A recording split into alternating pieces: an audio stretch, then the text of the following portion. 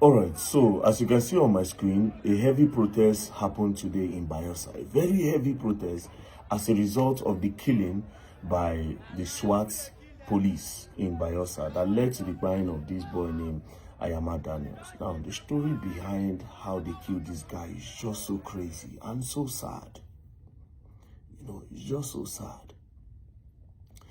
Now, according to one of the survivors of that day, he gave his own testimony, he gave his own statement of what happened. He said on that day that they went to celebrate with their friend in a garden, in a place called Hamilton's Garden. One of their friends is an EFCC officer, that they went to go and celebrate his birthday with him. So when they got to the venue, they were inside the club, they were just dancing. And the celebrants, the EFCC officer, two other officers, and one civilian, they went outside. Now, a few minutes after they got outside from the club, they started hearing gunshots. You know, they started hearing gunshots outside. And when they went outside, other people were running out of the club.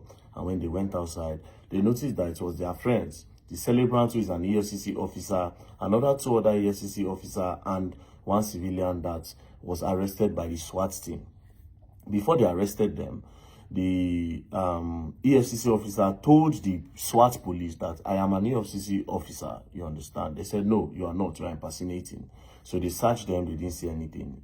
The guy kept on saying, you cannot take me away, I am an EFCC officer, I'm also an enforcement officer, I'm an officer of the law. And next thing, they punched him on the nose and he started bleeding. That was how they moved them to the SWAT office. On reaching the SWAT office, they started carrying out their investigations to be sure that, okay, is this guy truly an EFCC officer? At the end of the day, after much beating, they are beating them up, they now discovered that truly the guy was an EFCC officer and the two other persons. So immediately, the Oga of the SWAT started apologizing to the EFCC officer. Now, the one that was injured the most, his name is Israel, an EFCC officer named Israel. So when the Oga was apologizing, he said no, that he's going to see to it that those SWAT officers that harassed them, that beats them up, that they will leave the job. He will file a petition and he will make sure he takes it to the IG of the police so that they can see to it that those people leave the job because they are irresponsible officers. You know, so he threatened them. They begged and begged and begged, but he refused, because why you go beg me when you already bust my nose? You understand? Now, at the end of the day, these guys that noticed that they arrested their friends, they now came to the SWAT, they bailed their friends without warning. Police didn't, the SWAT didn't collect body.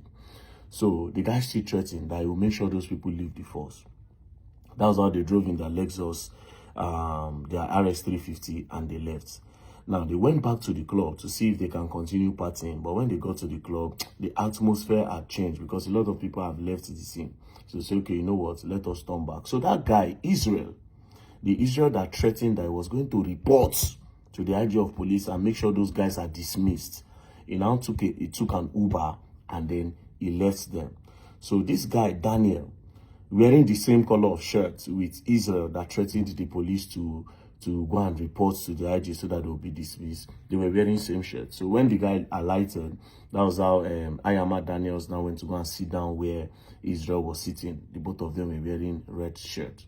Now, they now turned back. While they were going back home, one of them said he was hungry, you know, that he needed to buy food.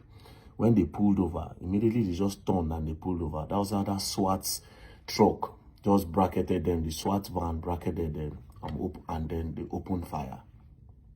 Just opened fire. Bah, bah, bah, bah. The first shots they took, boom. That was how it hit Ayama Daniel on the head, and they sprayed the car and they ran away. Now, what were they trying to achieve? They wanted to buy that EFCC officer that wanted to report them. But sadly, the EFCC officer had already dropped, and they now went to go and take Ayama Daniels. And that's how Ayama Daniels lost his life. So you see the kind of police you get for Nigeria. You see the kind of police we get for Nigeria. So innocent boys. I don't know what the problem is. Police could see you as a young boy. They could say you be fraudster. They don't tag everybody fraudster for Nigeria now. I don't know why. Because the only reason why they were harassing those boys is because they were looking for something. The idea is most security operatives now in Nigeria, especially with the police, with the EFCC and co. When they see a young boy, they just want to call you. Okay, let's see what's on your phone. whether there's complaint against you or not, they want to make sure they look for a crime so that they can extort you with. It is wrong. It is wrong. When are we going to get off this problem? And you go talk this thing. The IG of police no go do anything. Nobody did do anything. The Senate don't seem to be doing anything. Nobody seems to be doing anything. So this innocent boy now don't go because of victimization. This innocent boy life don't go like that.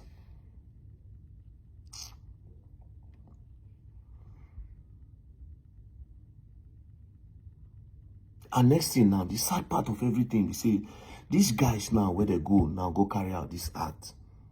Instead of the police dismiss them, you know what they will do? They go carry them go another division. That's what they usually do sometimes. They will carry and go another division. They'll carry and go another division. They'll go continue there.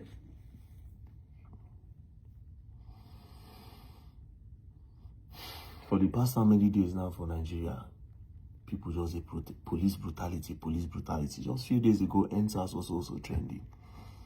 Different parts of the, especially in the Niger Delta.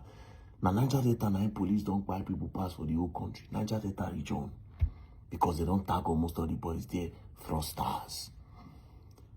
There's no police. Sambisa Forest, they there. Insecurity, they happen for the north. The police, when they don't push, go Niger Delta region, you know they're anywhere else for Nigeria. You know they're anywhere else for Nigeria. They don't tag all the boys fraudsters. So when they see them, they just won't collect from them. It is sad. It is not fair.